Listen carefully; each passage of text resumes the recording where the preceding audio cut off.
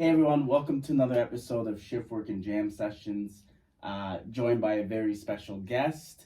Do you want to introduce yourself, my man? Sure, yeah. My name's Ian Zeberek. I'm a musician slash producer. I'm based out of KW, Kitchener-Waterloo. And yeah, happy to be here. Thanks for having me. No, the pleasure's mine, man. Honestly, it really is. And maybe we'll start with the background, see who you are. And I think you said you're from KW, but did you grow up here? Like, how did you get here? So born in Toronto, just born there, like went to St. Mike's, I guess when I went to St. Michael's Hospital, had me there, lived in Mississauga for a couple years. Yeah. I don't even remember that because I was like, 0 to 2 years old, then went to Guelph until about like grade 5-ish. I'm not sure what age you are in grade 5, but then after that I moved here and now I've just been here ever since. Yeah. No, that's awesome. And then for your music, did you have influence from parents, family, friends, or how did you get into music itself in KW? I don't really have much of like a musical background when it comes to family. My uncle plays sax. Cool. He plays sax, and his brother plays stand-up bass, and it's more like on the classical side of things, but I never really took much influence from that. So I had a lot, like, I didn't really start doing music until I was like starting high school. Oh, okay, really. So a little late. That's cool. Yeah, and I was starting to do like guitar and stuff like that, and I was more into like pop punk and stuff like that. Nice. And then I kind of like expanded my horizons through that. But me and my brother both do art. So my brother's more of a visual artist. He went to UW for the arts program. And we were both into like visual art at a young age, and he kind of stuck with it, and then I was trying to find myself more, and then I kind of saw it through music. So respect. Yeah. No, and that's cool. And we talked a little bit off the mic that Waterloo's changed. KW is changing a bit more, heading towards the arts. And yeah, it's really cool how it's like happening like that. Like how maybe it's just because like when you get out of high school and you're starting to like pursue more like independent stuff, you kind of see what's out there. Yeah. But I'm kind of noticing now more with, like we were saying before, like the good co-shows and things like that you can kind of see more just like things that are in the community that aren't like, you'll go to like I'm not sure how to pronounce it, but it's like the green on the corner of like Duke and Queen. Yeah. Vogelsang Greens. There it is. Yeah. And you go out there and their show's always happening there, like by the market area. So it's like, it's just not like something you have to like a ticketed event. Right. Not all the time. Show up and someone's playing, right? And that's really cool because you just hear it in the city, even if you don't even know what's happening, you can be going around downtown and then suddenly you're like, oh, is that drums over there? And you kind of get a little bit closer. You're like, okay, cool, what's happening? It's not just like, stuff you see in like Toronto or something like that. Yeah. That's like very dense city. It's happening here too, right? Yeah, and I'm really thankful for that because sometimes people say like, oh, you got to go to like Toronto or something to like make it happen, and then you always think like, oh, is it not happening here? But then when you see stuff like that, you're like, oh, there's arts everywhere. It's just that it's nice now to see that there's things facilitating those artists. Yeah, really cool. Giving them a platform, giving them a space, right? Definitely, which is huge. Yeah. And for yourself, how did you get into kind of like you mentioned kind of punk, heavy metal, rap? Like, how did you get into that genre, like itself? It was really from just friends, friends kind of listening to it, and also like watching music videos on TV or something like that. When you're watching like music videos about like certain like artists or like certain like bands or stuff like that, and then suddenly you're like, oh, what's this? Like I'm into like this kind of sound is like kind of grabbing my attention more, and then you go to like an HMV or something like that, and then you go and buy like the CDs, and then you're old enough to go to shows, and you're going to like the local shows at like the small clubs or like all ages shows, and then suddenly that kind of reflects on like the instrument where I started picking up like the guitar. I think at first it was bass because my uncle's brother played stand-up bass and he had one, he had a small electric bass. So then my uncle just like let me use that, and I kind of like played around it. I didn't have an amp, so I was kind of just playing it like acoustically, unplugged. And then my dad bought me a guitar, and then with like a little practice amp, and then through that, the music that I was listening to, I was like, oh, let me try it. And then, you know, you're looking up online how to look up like how to play it, and then suddenly you're able to just get that stuff. And then once you start learning that kind of stuff, it's like a little bit more like you're kind of more, it's in your environment, right? Like it's all encompassing in your environment, and then suddenly you're just way more influenced by it. And then, you know, I feel like when you're a little bit younger, you kind of stick to like a couple more things, and then when you get older, you kind of start broadening your horizons. And then so yeah, that's kind of just like how I got more into the heavier stuff, was like friends kind of listening to stuff, and then you kind of buy your own music, and then you start playing it on the instrument, and then suddenly you're going to the shows, and then you're wanting to write stuff like that. And then kind of, I think when you start doing that so much, you kind of want to see what else is out there. And then that's when you kind of start getting into like the other styles of music. And then you're like, okay, cool, like this is something cool. Now I want to write stuff like this. Yeah. And then suddenly you got your own laptops, and then you're like, oh, maybe I can like make some beats and stuff like that. And then, you know. So that's kind of how it started. Yeah. That's legit. And then so with that, then, like, when did you first like form a band, form a group, and how did that process come for you? First forming a band, well. Or were you solo for a little bit? No, it wasn't solo. Like, I never did any like solo stuff. I was kind of like, I would always just like learn other band songs. Okay. And then when I would, and there was like little things in high school, like, oh, let's play guitar together, like let's jam together, and you know, you would do that, and you would just, you know, like, there was no shows that came out of that. I know there was like other friends that I had in high school that would like actually have bands and play shows, and it was really cool seeing that. But for me, it was more just like I kind of kept to myself because I was a little bit more shy. So I was kind of just like learning songs, and if people kind of saw the skill set that I had and wanted to like have me join in on their stuff, like I would. But I think it was kind of like my shyness kind of got in the way a little bit. So then I think as I matured and as I got more like confident, more social, people wanted to start more stuff, and I was able to kind of like bring out more of like my creative expression through that. And then so I started, I played in like a, so right now I'm in like a hardcore kind of punk band, so it's more rooted in like punk. Okay. Cool. But the band I played in before was more rooted in like jazz, but it was in metal. Like it was just like, they call it like progressive metal. Okay. And it, so I was doing that for a while, and then I kind of felt like when the pandemic hit, it was kind of either bands stuck together or bands kind of fell apart. And then through that, I joined the project that I'm in now called Solsic. Okay. And that was just through the guy, Jordan, who's our vocalist, and he writes the songs.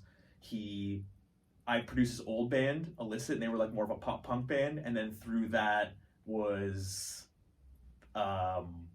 he just had some stuff that he wanted to write, and he needed somebody to write it with and help him produce it.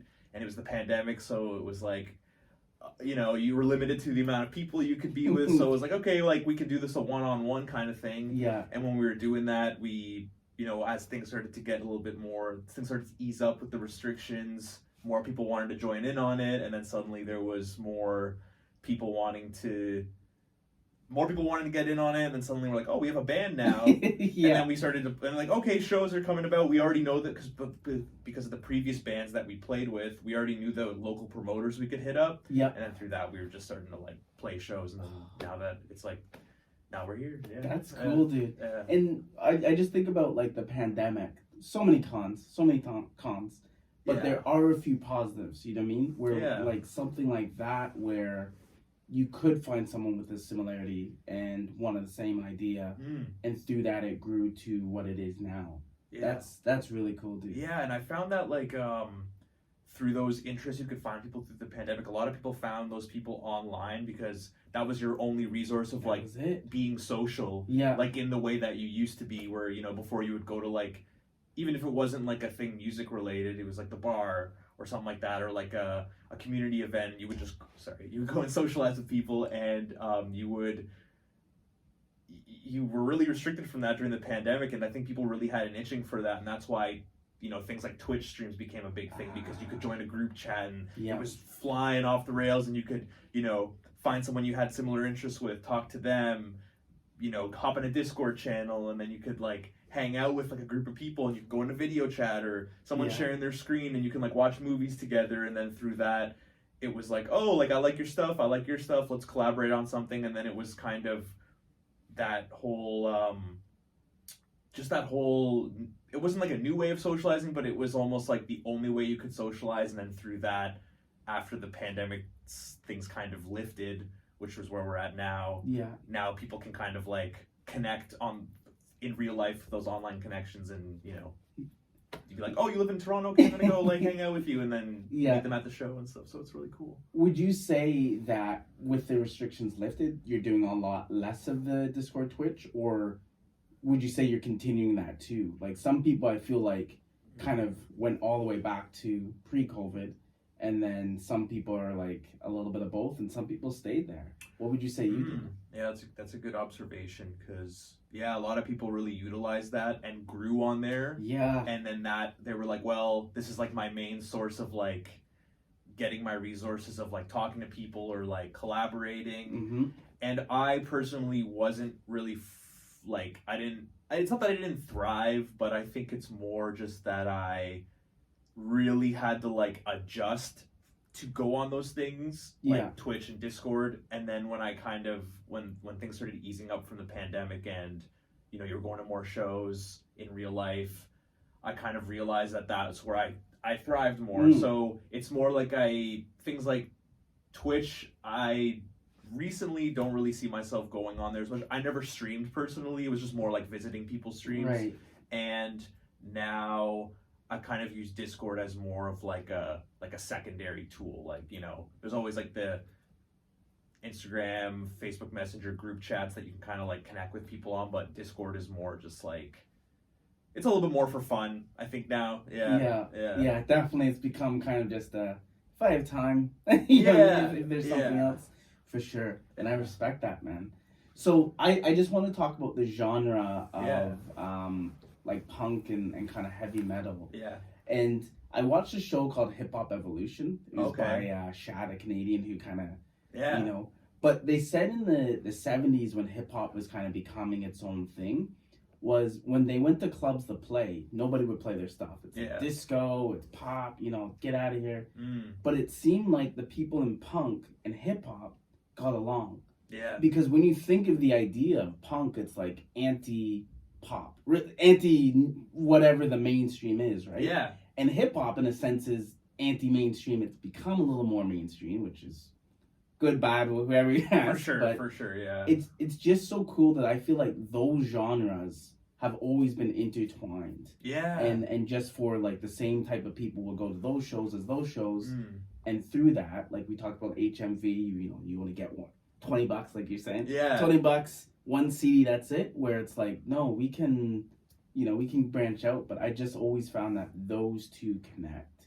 What do you think about that? No, I totally agree on that, because how I see that, it's just like, it's the underground, and the underground, when you share certain similarities, even in whatever genre, it's more of like a mindset, then it's a lot easier to just kind of see those similarities in mindset or like attitude, like towards the music, even though it's very different, like sonically, it blend the mindset and those similarities blend so well, and it opens a lot more for even nowadays, like the genres to intertwine. You know, before it was a lot more mainstream, you know, you'd have like Linkin Park and Jay-Z doing like a collab album, whereas now it's like you have like, you know, like emo rap or whatever they'll like call it, you know, and you'll hear it, right? You'll hear like it in like the melodies, or you'll hear it in like the textures. There's more like distorted guitars, and, you know, with like punk and stuff, there's more like lyrical kind of bass. So it's like, Yeah, it's I definitely agree with you where it's like when you see that things that are like anti-pop or like anti-mainstream, Yeah. they'll intersect like one way or another, and now I think we're seeing like more of that than ever. Which is so cool because it's like I actually like that sound of if you're kind of a rap head, it's like heavier rap. If you're kind of like you know, in punk, it's like okay, a little more lyrical, a little more, you know, that kind of stuff. So it works so well together. Yeah, more like textures and stuff. Yeah, like more like textures from like sampling or stuff like that, which is really cool. Like yeah, I really appreciate that now, or like I really appreciate just like going to a show, and like even going to a show that's like an underground show where it's like, when I say underground, I guess I mean, if in this context, more in the sense of just like, you know, you're organizing the show, like, or your band's organizing the show, and you'll see more of a mixed bill. Like it's not just punk bands, it's like you'll see like this artist or like this band, and then you're like, oh cool, like, and then it's cool because they'll bring out their friends, and then suddenly you're seeing like a whole different like crowd, right? A whole different crowd, and everyone's blending in, and it's really cool just to see how like now more than ever it's like everyone's just like mixed together, interested in kind of like everything, which I really appreciate because we're saying off camera, like art is food, you know, it's for everybody. And, you know, you got to try out different stuff once in a while. Absolutely, man. Absolutely. And speaking of trying out different stuff, like not only are you a musician and in a band, but you also do some producing, which is super cool. Can you go like a little bit about how you got into producing, or how did that come about? Because I'm just super interested. And kind of your process with that too. Yeah. So how it started was just, you know, I had a laptop, and once the kind of tools of like, you know, getting Ableton or FL Studio or something just became more of like accessible, you were able to get that on your computer and you could just try out stuff. And you know, it was just me in my apartment, just kind of it was started off kind of more like doing like metal stuff, just with like accessing the production tools. And then, you know, when you get like Ableton, it comes with a bunch of like samples of like drums and like bass and all this stuff. So you're like, okay, I'm trying this out. And then I think it was once more I like expanded into different genres. Just like I had an instrument and I was like, oh, I'm gonna play like, you know, what Blink-182 song am I gonna learn today, or whatever I was into at the time. It's like, okay, cool, like I like this beat, like I want to make a tight beat like this, and then you're trying to emulate that. And you know, the first ones, for me at least, weren't that great. But like, you know, I kept wanting to get better, because you know, it's that little feeling of like, if you get one thing right, it becomes like a little victory, and then you want to do it, you want to do more the next day, and then you start looking up, you know, when YouTube tutorials became like a thing, you're like, oh, I want to get into this. So then eventually, and then, you know, just getting into different styles of music that were using production like that was accessible, you know, because it was like, whether it was like a hip hop beat or an R&B beat, it was just wanting to create like this drum sounds or the instrumental sounds, you know, whether it was like orchestral, like sampling, like, oh, how do you start sampling? Oh, you download something off YouTube and then you kind of like chop it up and you see how that works. And through that, I just I kind of just started doing that, but I kind of did that like low key, like I didn't really want to like, as soon as I made my first beat, I wasn't like, oh, everybody, I'm making beats right now. I was just kind of like making them. And then I think what happened was, like, in my apartment, my brother and his friends would like do like freestyle ciphers for fun. Oh, just like just like, you know, just like hanging out like on a Friday night or whatever. And then I'd be like, oh, well, I have this like beat, like if you want to like do something over it. And then that kind of happened for a bit. And then I think just as time happened, like, you know, friends and stuff grow apart, so I was just starting to do more band stuff. And then recently, it was kind of like just before the pandemic, one of my childhood friends, he was like, hey, my brother is doing music and he does more hip hop stuff. Do you wanna like try some stuff out? And I was like kind of making beats still, but I was like just more focused on bands because we had shows and all that kind of stuff, and we just wanted to build on that.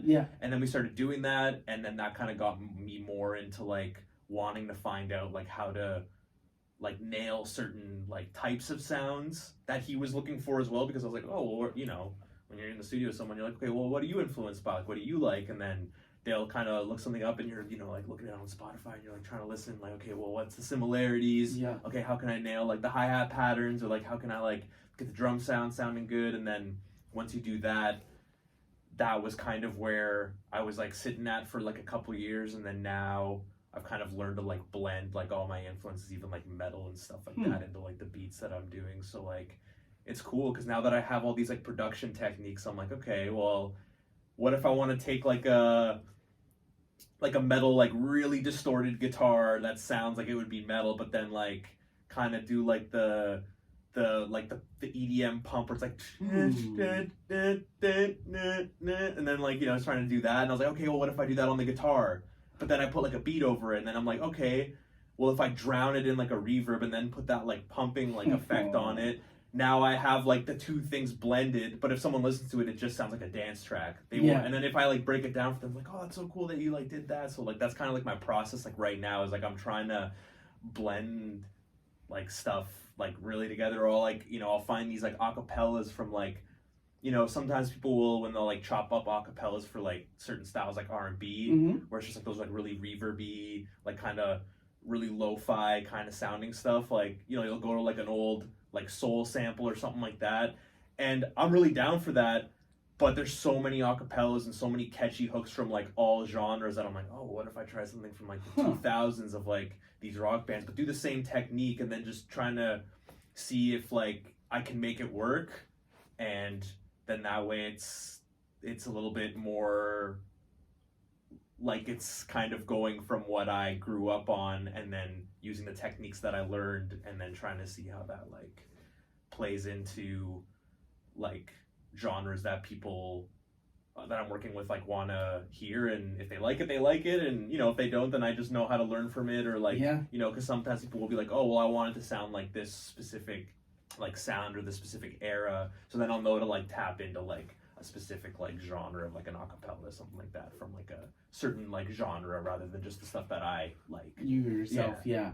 Which is so cool, dude, because it sounds like you're not stuck in one, you know, box here where it's like, I only do this, okay, if you want me, only. It's like you're willing to try and learn and blend different things. Like, you just went from like totally different genres, dude. To make it. That's cool. So for me then, if someone was looking for beats and they went to you, would they say, hey, Ian, this is what my sound is? Or do you say, hey, this is what I thought of when I thought of you, try this? Or is it kind of just a like back and forth and we'll find something in the middle? How does it work usually? I like to be pretty like flexible, so I think if someone works with me and I like have, you know, if they're like, oh, do you have any stuff on Spotify I can check out, and I listen to it, I'm like, okay, they're more in this genre, and I think now I'm at a point where like,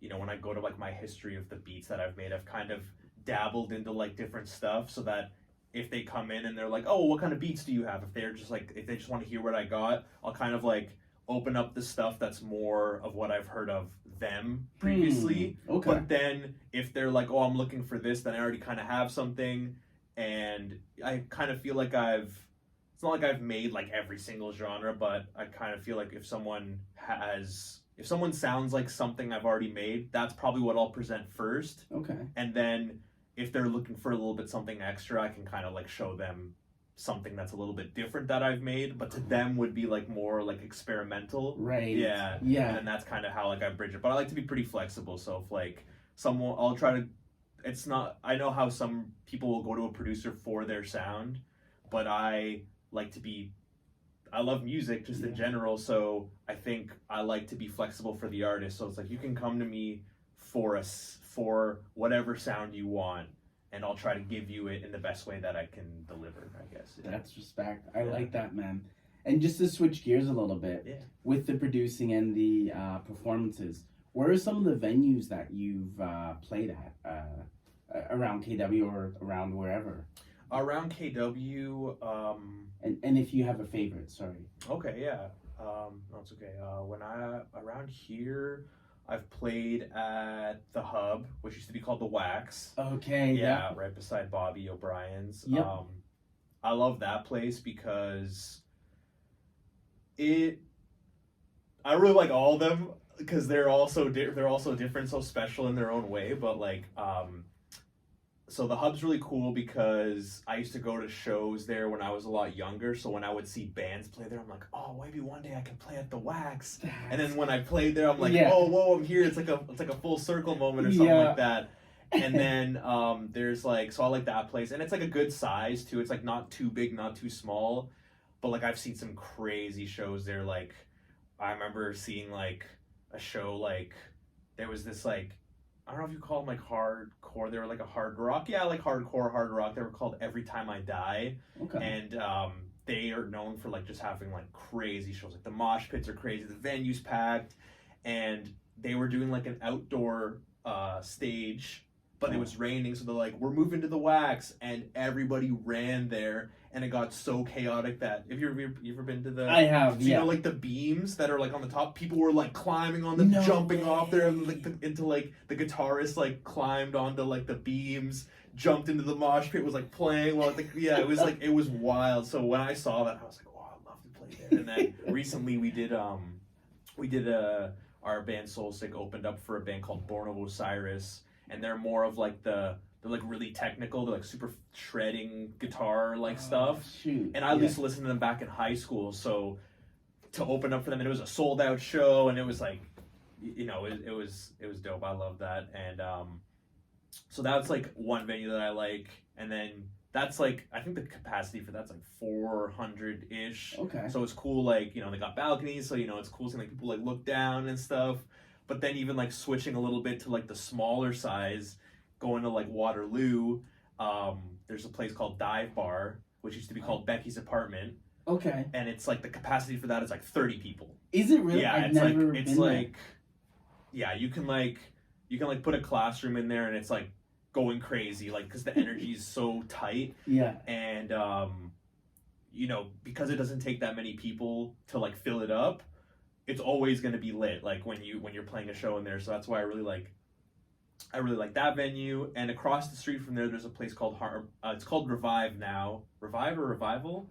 I don't know that one, no. It's like a bar. They have like video games you can play like at the tables and stuff. Oh, cool. But it used to be called Harmony Lunch, and they were open since like, I think it was like the 50s or something like that. It was like a diner. Yeah. But they just decided they wanted to start throwing like more alternative music in there. I don't even think they threw shows there in general. Yeah. But when they did, there was like, you know, these like hardcore bands playing, and there's like people like eating their like, you know, their like burgers and stuff, and that was cool. So I really like that. I played at the Boathouse, like that by Victoria Park downtown. Yep. So for people that don't know the Boathouse, it's like a riverside kind of bar, and it's like really nice. It's like it's really nice, and I think they're opening up.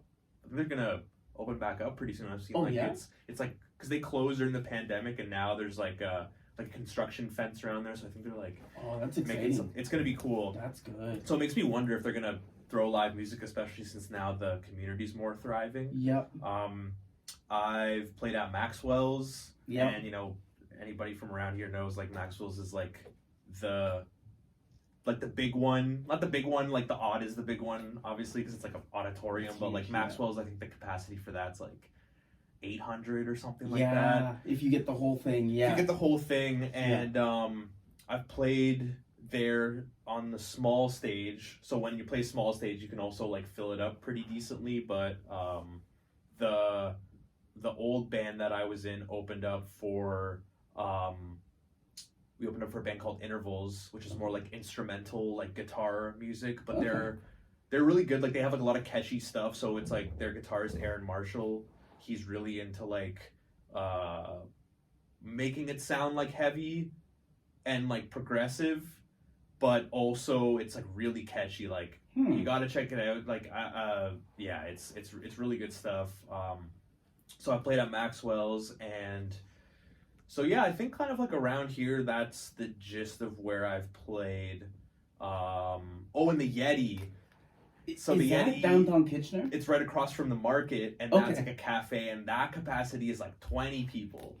And so it's like really nice because like we played there with my band Solsic, and you know, it's like really small vibe, really tight knit, but I really love that place. Like the staff there is awesome. The community that goes there is really great, really welcoming, and like you go there and it's like you're playing in this like really small area. It's like really tight, but it like just like dive bar, it can get super lit super quick. And what's nice is like, you know, my brother pointed this out, which I didn't even kind of clue in until recently, which is like I ordered a coffee because I love drinking like coffee or tea, like just, you know, while I'm playing. And while I'm playing, like not like, you know, just like before, like just before, like after, just like during the, you know, it's just like it just calms me down. Yeah, and it's nice because you'll like order a coffee, and you'll just, while this like band's playing and people are moshing and going crazy, there's just like a nice light roast, you know, like in the air, and you're just like, oh, this is kind of nice. Like you don't really like expect that because usually it just smells like spilled beer or something like that. So now you're getting this like nice coffee smell. I'm like, oh, this is exactly what I'm looking for.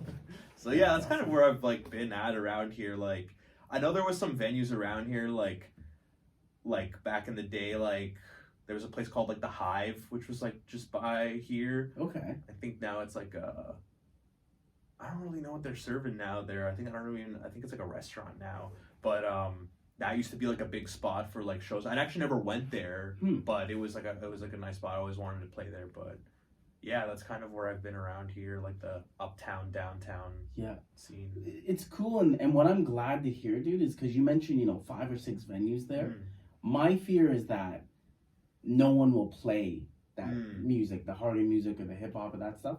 But the fact that you were able to, you know, rail off 6 and some of them sound real cool, actually. Yeah, they're fun. I'm gonna check a few out. Yeah. But is the fact of like we are going somewhere, you know what I mean? And it's so cool that people are willing to experiment and try new things, and that people are showing up and coming out too, which is, you know, half the battle, right? Yeah.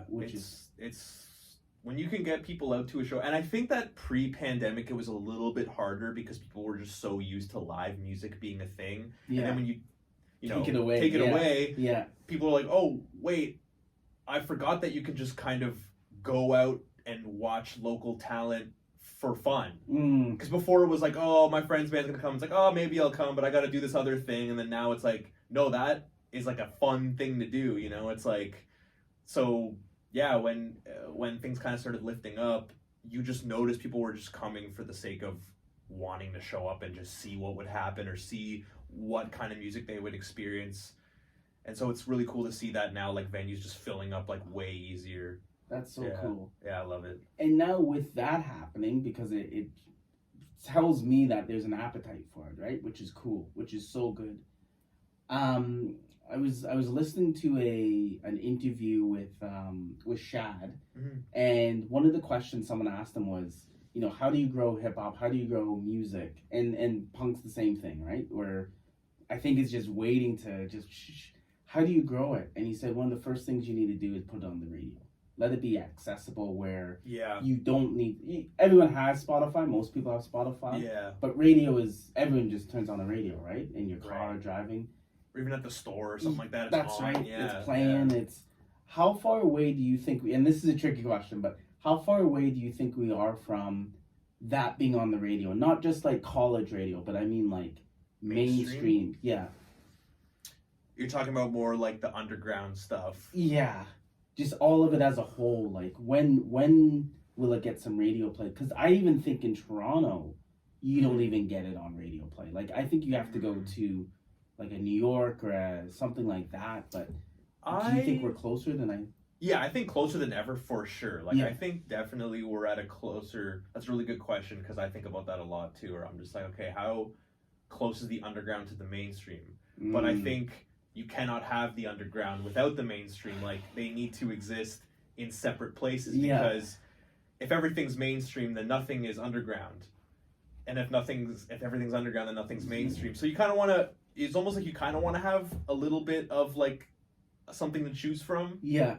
Which that's not to say that it won't ever get mainstream, but I think it's just like now that we have the tools to grow a following rather than just like, oh, hopefully get picked up by a record label and hopefully this stuff. Like now, you know, like an artist that can get like a following online. You don't have to be like viral necessarily, but as long as you can get a following online, you're more closer than ever to a radio station like taking a chance on you. Yes. You know, and I think that's really important now, because before there was, just because, you know, we didn't have the internet in our pocket. No. Before it was like you had the gatekeepers were more, there was, the only way you could get to something was through a gatekeeper, right? Like because the mainstream radio stations only worked with like record labels, and I don't know if it still works like that, but I think now like a major record label will pick you up more from you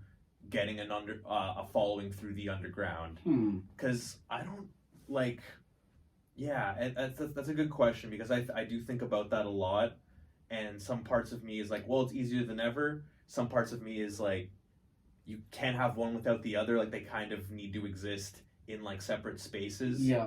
But there's this one band, they're kind of like a punk hardcore band, they're called Turnstile, and now they've gotten like more of a buzz than ever. And they were kind of known, like you would kind of, how they got like their buzz was just like watching videos of these shows in these venues, like the Hub, going absolutely crazy. But it was almost like they never missed. Like every single venue they played in was just like people were flying off the ceiling, just like doing all that stuff. And then through that, you were having a hardcore punk band. Suddenly they were on Jimmy Fallon. Suddenly they were on like these like late night talk shows, and they were just like doing their thing, right? And then, you know, there was probably some like label push from that, but to see a band of like, you know, not doing like a poppy kind of sound, or not having like, you know, following certain rules. Yeah. The fact that they were just getting this buzz off of like the energy that they were providing, that kind of, when you said like, you know, when you asked how close are we to getting that, that's like a band that's like a great example of that, you know. And even like Lil Nas X from you know, Old Town Road, that was like him getting like a good, he experimented with like two different genres, and he did that through like just promoting that online and pushing like that like so many times, and then eventually like it caught. And it caught. And I think now more than ever we're like in a really good spot where we can like get that online following, and then suddenly, you know, something catches fire, and then we're able to just get that in the mainstream. Because now I think the mainstream also isn't like just pop. The mainstream is just a bunch of people gaining awareness of it. So I think now we're in a better spot more than ever, for sure. And that's a good point at the end there too. Like there's a lot of good stuff in that, but in the end there, where pop music isn't necessarily pop music, it's just what are people watching or you know, consuming the most, right? And I love that you made mention of that band. I think you said Turnstile. Was that the one that on Jimmy Fallon? Yeah. Where they didn't even, you know, the word sell out. Like that's say whatever you want, but the fact that they kept who they were and still were able to get on things like that, right? Yeah. Is so cool. Yeah. Is legit. Yeah. And with that is, what is your, like you personally, Ian, what is your goal? Like, what do you want to do with music? Is it famous, which, you know, what does that mean? Or is it, do you just want to continue making music and playing music? Or what is your kind of outlook with where you hope to be, kind of thing? I know that's such a good question. Wait. But sorry, no, it's a loaded question, that's for sure. It is. It's I think when anyone wants to get into music for the first time, they're kind of seeing themselves through the person they're most influenced by, which usually has some sort of like big success, right? You know, so like, even if you say you don't want to like sell out, you know, even if you like a really big underground artist, that's still an artist with a huge following. So you're seeing yourself through some sort of success, right? Because otherwise you can still do that with making music just for yourself. So, there's a little bit of myself in that when I see, when I was influenced by bands, whether they were big or small, they were still working hard and they were still getting results. So I think I do, my goal first and foremost is to make music that connects with somebody. And that's why I love all kinds of music, because it connects with people through all walks of life who've gone through many different things, and they resonate with it, whether it's going through a rough time or going through the best time of their life. I want to make music that connects with people no matter what. And I think you can do that in so many different ways. And my ultimate goal, I think, is to make music that not only people can connect with, but that people can come together, because that's what a show is, people coming together. And you never know who you might meet, your next best friend there or your partner there. Like, you never know, right? Yeah. I think also, this isn't really a goal, but I think the reason why I've just wanted to keep making music for the sake of making music is, not to get dark or anything like that, but nobody lives forever, but art lives forever. So when you make art, a little piece of yourself kind of lives on. That's right. Yeah. And I think that's really cool. Like, no matter how big or small it is, it's gonna live forever. So a piece of you can just keep going and keep connecting with people, and I think that's really cool. And when I think about what goals do I have in art, a little bit of it is like to gain some sort of success from it, because that would be great. But the ultimate win is to connect with at least one person, and if that happens, like I've gotten to the goal, Yeah. That's great. I love that, No, that's awesome, man. And you answered that perfectly, dude. Like, that is a loaded question. I'm sorry. It's like good luck. Yeah. But no, those are some amazing goals, dude. And yeah, like clearly your music's connecting with people because people want to listen to it. Not only want to listen to it, but they also want you to produce stuff. So it's huge. And just a few more questions, because I don't want to keep you here all day. No worries. I did want to ask you about kind of some of your future projects, just so the people can hear. And what are you kind of working on now? What I'm working on now is I'm still continuing music with my band Solsic. We were just writing some stuff yesterday, which was really fun. Cool. Because usually it was me and Jordan kind of writing stuff through the pandemic, but now because we have so much talent in the rest of our band with the other two members, because it's a 4-piece, that we're kind of all now collaborating together, which is really fun because I think something, not to go too off tangent, but like I kind of find that when you do stuff as a solo artist, it's a lot easier to kind of like accomplish your vision piece by piece, but with a band, everyone has their own individual goal. And if you, just like any relationship, if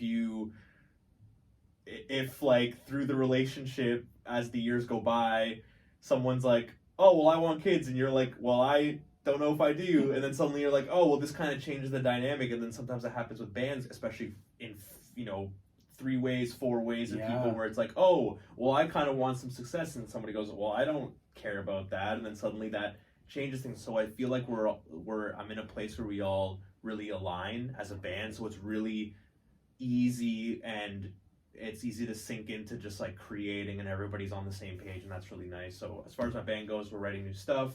That's great. I'm working with a few artists. Like I work with this artist, JXVIII, and we worked through some stuff with the pandemic, and he's like hip hop R&B, but he listens to a lot of stuff. Like he listens to like metal and so he's got a lot of cool influences that he can be like, oh, I like this song here that's like metal, and I like how they did this hook, but I want it to sound like you know, like this different air that's totally opposite sounding thing, and then we can kind of like experiment a lot, which I really appreciate of him.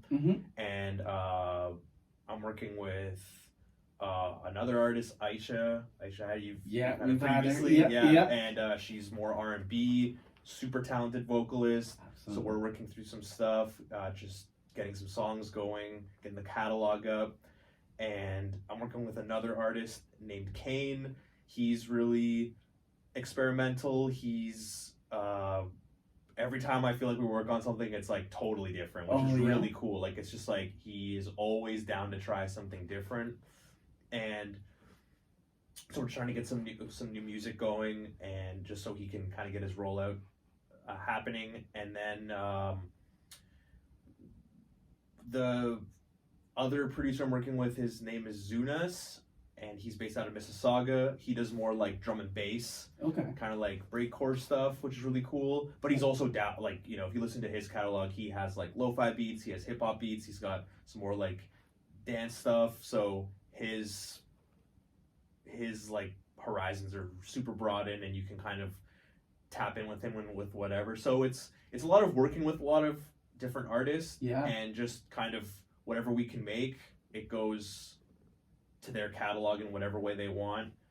And I think that's pretty much that's what I'm working on right now. And as far as like future stuff, I would really love to start doing like my own stuff. I don't have really anything set in stone that I'm like, oh, these are my songs, you know. It's just more that like I think about it and I'm like, well, you know, I love having my name attached to people, but some part of it just wants me to get my own like brand as far as like, you know, my own individual music stuff out there. So that's kind of something I'm like aiming towards, and kind of seeing that in the bag. And then so that's kind of where I'm at right now. That's amazing. And it sounds like there's quite a few artists, and you're kind of, you know, might start putting your own stuff out there too. My question is, where do you get this time? Like, you must be a busy dude. Yeah. And what are some of like your hobbies outside of music? Like, how do you manage your time like that?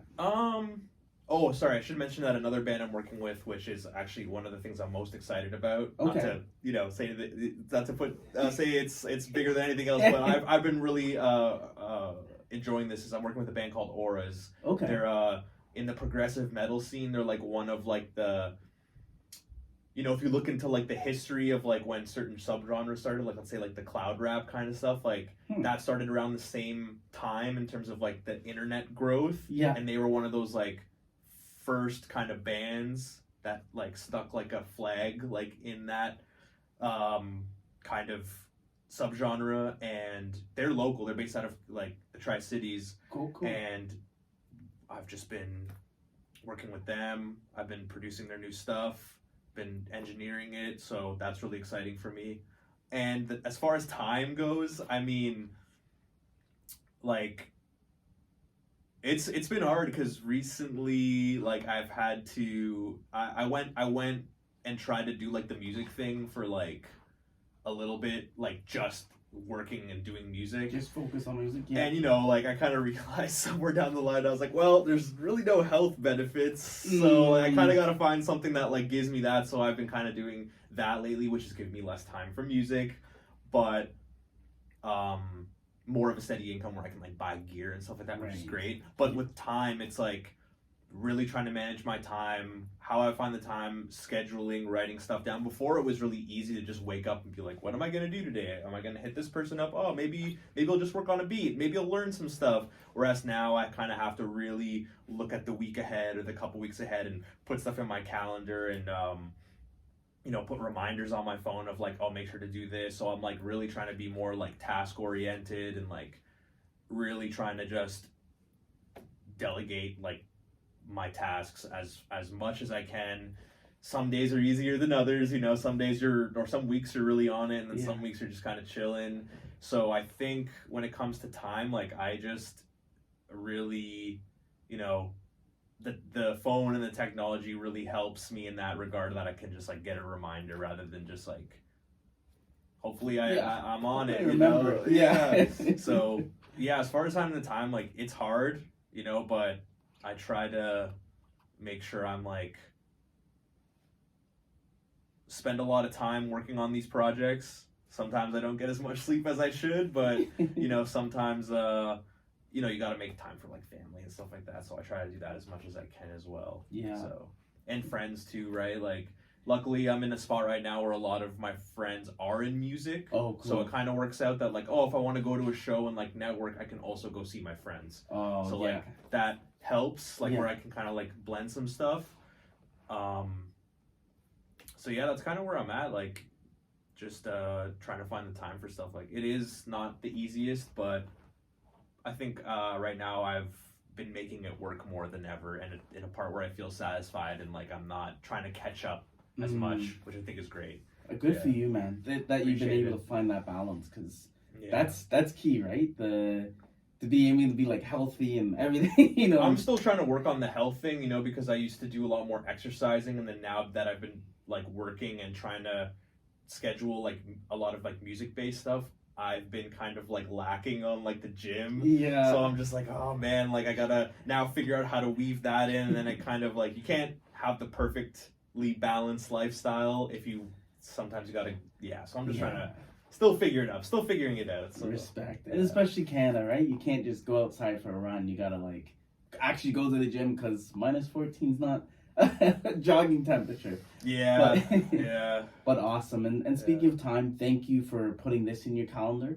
No problem. Thanks for having me. Yeah, it's been fun, and it's been great. I know I gotta educate myself on like progressive metal, industrial metal. Like I'm gonna take some time, because I think they're very different, and kind of like rap, where you know old school is very different than you know school. Mumble rap or whatever you want to call it. Yeah, like the new school. Yeah. But it's cool, like when you when you kind of like take a chance on it, and then you find, you know, if you take a chance on it, and then, or even just like some like, you know how sometimes people will be like, oh, have you listened to this artist? And you're like, yeah, I don't, I'm like, whatever. And then you listen to it in the perfect environment, whether it's like you're on vacation or something like that, and then it clicks, and then you're like, oh, and then you listen to that one song, and then suddenly you're now starting to like open yourself up to it a little bit more. Just like, you know, some people are like, you know, like I don't like tomatoes, and then suddenly like they're like, well, it's in tomato sauce, which is what you eat pizza with, and they're like,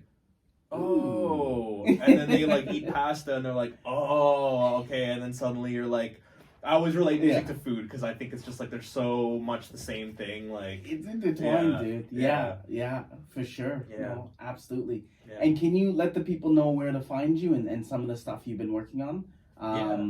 Just shout out and give yourself some hype. Yeah, for sure. You can follow me on. You can just follow me on Instagram. It's just my last name, so Zeberek, Zeberek.mp3. That's where you'll find me on like my social media. You can just stay updated with like what I'm working on musically, life stuff, you know, just like day in the life kind of stuff. What I'm working on right now is with the artists I previously mentioned: JXVIII, CAINE, Ayesha Ahad, my band Solsic. I'm working with Auras, so if anybody knows Auras, like they got some stuff coming out. You'll be hearing some stuff soon, some crazy features. It's gonna be really cool stuff. And this is what's going on. Awesome. Thank you. And until the next one. Awesome. Good luck to you, man.